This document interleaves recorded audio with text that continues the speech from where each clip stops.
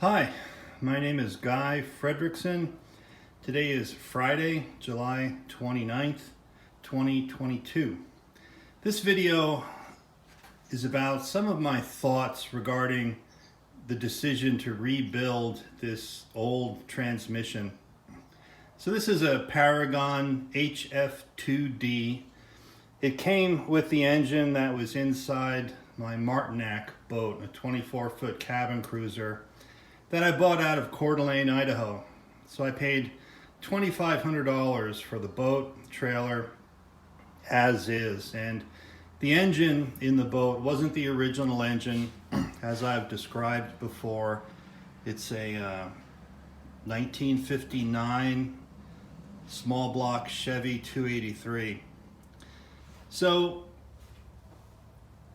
my concern with the engine and the transmission is how much time and money to invest in something that's 60 years old and you really can't find any spare parts for it any longer. The engine block itself is no big deal. There's a million of those, but the transmission is something to be concerned about. So I was able to find a spare transmission that's not exactly the same, but it's similar enough where I got some spare parts, and it was a Paragon HF. And again, this is the transmission on the boat is an HF2D.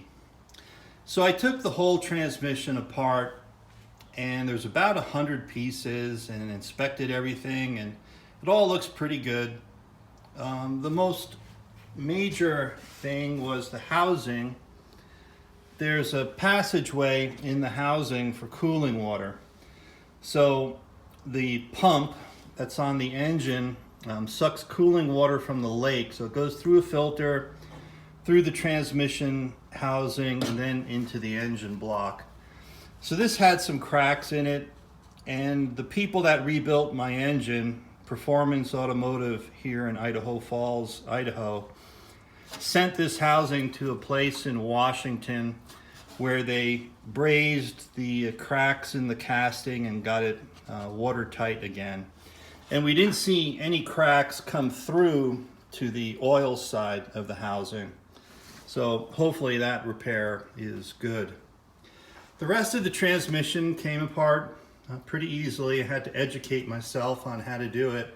Everything looked pretty good, and I'll show you in a minute the parts I was able to replace.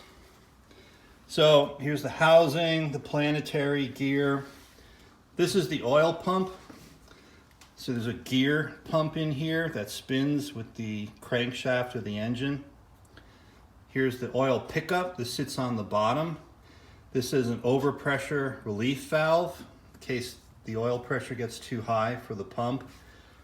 And this is the oil discharge. This is what pressures the mechanisms of the transmission. So this goes on to this housing with these on the bottom going inside, and then this whole housing mounts on to that casting, which makes the transition between the engine block and the transmission. So here's the rear engine mounts on either side, and that's where the water pump gets mounted. So there's a chain that goes from the water pump to the camshaft.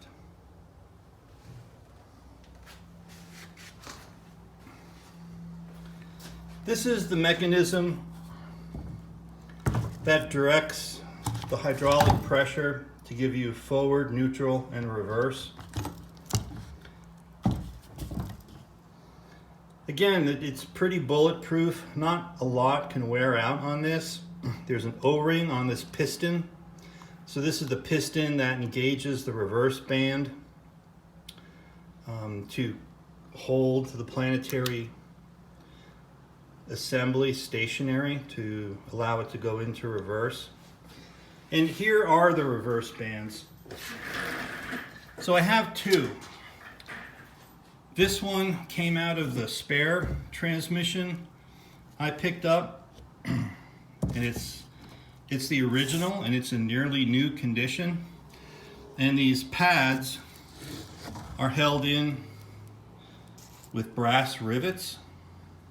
So this pad material is countersunk to allow the brass rivet to go through and be flared to hold those pads on the place. But I found a company in Florida, Cobra Transmission. I'll put their address in the description.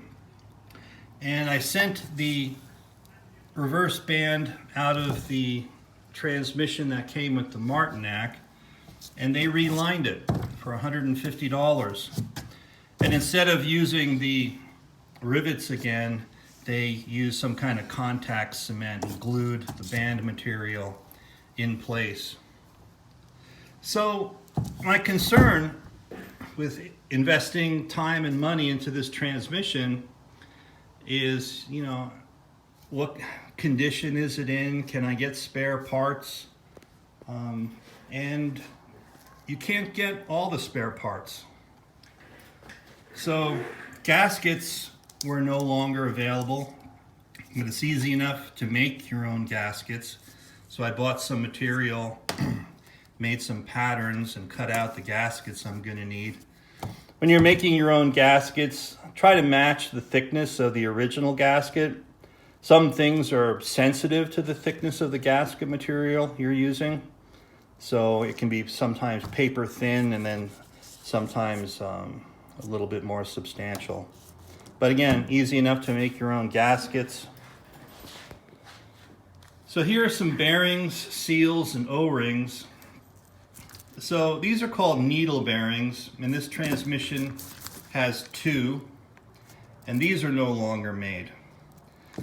So there's a company called Federal Marine, and I was able to get a new old stock larger bearing like this, I think $185. And he had a smaller bearing like this that looked brand new, but it wasn't.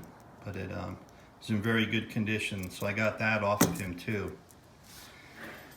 There are 4 O-rings I replaced. One is a seal O-ring. You can't buy just one O-ring, you have to get a package of them. But seal O-ring on the output shaft and the back end of the transmission. The O-ring on the piston that's in this assembly that clamps the reverse band. And then these 2 O-rings are on the thrust plate that pressurizes and holds the clutch plate assembly to spin the planetary gear with the drive shaft. So they were all standard O-rings, and I was able to size them and find them. So this O-rings were no big deal. Oil seals. So here's the oil seal on the front of the transmission. So this transmission actually says to use the same oil as the engine, but it is isolated from the engine oil. So this is the front seal between the transmission and the engine, and this is the rear seal on the back end of the transmission around the drive shaft. So these seals will have a manufacturer and a part number stamped into them. So if you're taking your old seals out, be careful to get those numbers before you destroy the seal, trying to get it out of the housing so you know what to order. But I was able to find these on eBay, again, new old stock. This bearing is a custom bearing to Paragon, and this is the bearing inside the planetary gear housing. So I was told by the people at Federal that these are no longer available. You have to find a used one somewhere. But thankfully, the bearing in the transmission was in great condition. There's no need to replace it. This is the bearing out of the spare transmission I found. And then they have clips like these that hold some of these bearings in place. And I haven't searched for these clips. I don't know if they're still available or hard to find. That could be another issue. So this is the rear bearing on the back end of the transmission. A lot of people make these and they're readily available on eBay, a 308K bearing. So I found a new one of these too, new old stock, for just 20-something dollars. So these are metal seals that are on the back end of the planetary gear, and these seal to allow the pressurized hydraulic fluid oil to go into the planetary gear to move that thrust plate forward. I was fortunate just by chance to find a pair of these on eBay when I happened to be looking for them. But this is another thing that might be almost impossible to find. So that's my experience with this. Oh, here's another thing too. These little plates on the housing, the outside of the housing of the planetary gear, there's two halves that thread together, and there's little bolts on either side that thread in to hold the housing in place, those two halves in place with each other. And this is a piece of metal that goes on there, and you bend it in position to prevent that bolt from backing out again. So this isn't that similar to the original, but I think it'll work. It was something I was able to find again on eBay. So that's it. Hope it was useful to somebody. Thanks for listening, and I'll talk to you later. Bye.